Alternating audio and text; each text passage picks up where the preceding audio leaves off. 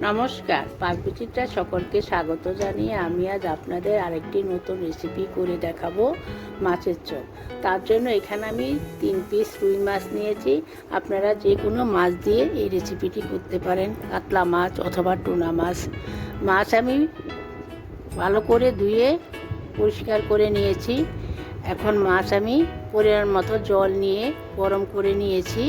চা চামচের হাফ চামচ হলুদ গুঁড়ো, চা চামচের হাফ চামচ নুন দিয়ে মাছ আমি 3 মিনিট সিদ্ধ করে নেব।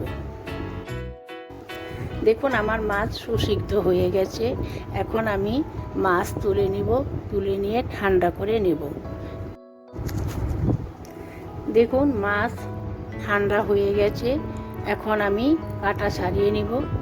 দেখুন আমার কাটা ছাড়ানো হয়ে গেছে। আমি কাটা আর মাছের তেল আলাদা করে নিয়েছি। এখন আমি দেখুন মাছের কাটা ভালো করে ছাড়িয়ে নিতে হবে, যাতে খাওয়ার সময় মুখে না লাগে। দেখুন আমি মাছটা বেছে নিয়েছি। আমি এখন হাত দিয়ে একটু ঝুরঝুরে করে নিচ্ছি। এখন আমি মাছের চপ তৈরি করার জন্য একটা পুর তৈরি করে নেব। তার জন্য গ্যাসে একটি ননস্টিক কড়াই বসিয়ে 3 টেবিল চামচ সাদা তেল দিয়ে গরম করে নিয়েছি। এখন 2 টেবিল চামচ আদা রসুন কুচি 3 সেকেন্ড নেড়ে চেড়ে নেব। একটি বড় পেঁয়াজ কুচি অ্যাড করে দিচ্ছি। 2টি কাঁচা লঙ্কা কুচি দিয়ে দিচ্ছি। এখানে ঝালের পরিমাণটা আপনারা আপনাদের পছন্দই লঙ্কাটা বাড়িয়ে কমিয়ে নিতে পারেন।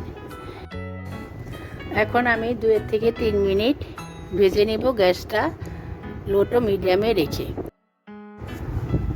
দেখুন আমার 3 মিনিট হয়ে গেছে। এখন কিছু মশলা অ্যাড করে দেব।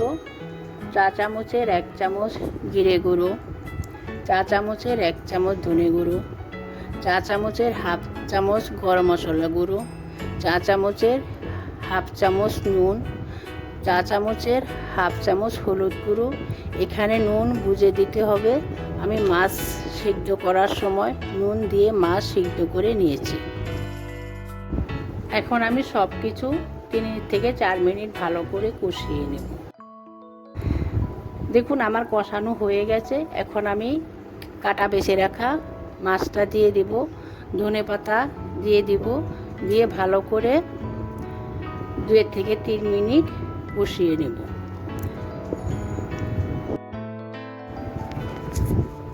দেখুন আমি চপ তৈরির জন্য মাছের মিশ্রণটা ভালো করে মিশিয়ে নিব। দেখুন আমার মিশানো হয়ে গেছে। এখন আমি দিয়ে দিচ্ছি 2টো মিডিয়াম সাইজের আলু সিদ্ধ করে নিয়েছি। আলুটা একটু শক্ত সিদ্ধ করতে হবে, চপের বাইন্ডিংটা ভালো হবে না।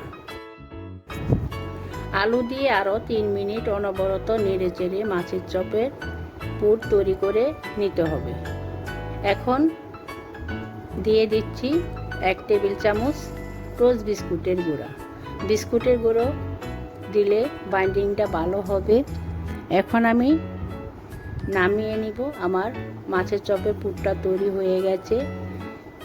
নামিয়ে ঠান্ডা করে নেব। দেখুন আমার চপের পুরটা ঠান্ডা হয়ে গেছে। আমি হাতে একটু ম্যাশ করে নিচ্ছি, তাহলে বাইন্ডিংটা ভালো হবে। আমি এখন শেপ দিয়ে নেব। তার জন্য হাতে একটু সাদা তেল লাগিয়ে নিয়েছি। আমি গোল আকারে শেপ দিয়ে নিচ্ছি। আপনারা যে কোনো শেপে তৈরি করে নিতে পারেন। দেখুন আমার একটা চপ তৈরি হয়ে গেছে। এইভাবে আমি সবগুলি তৈরি করে নেব। দেখুন আমার চপগুলো তৈরি হয়ে গেছে।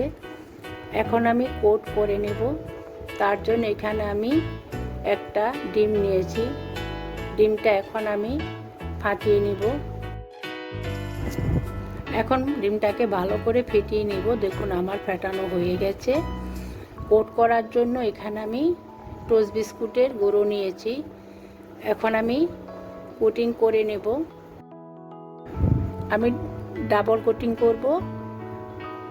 প্রথমে ডিমের গোলা, তারপর বিস্কুটের গুঁড়া, তারপর আবার ডিমের গোলা, তারপর বিস্কুটের গুঁড়া, এভাবে ডাবল করে আমি কোটিং করে নেব। দেখুন আমার সবগুলো চপ কোটিং করা হয়ে গেছে।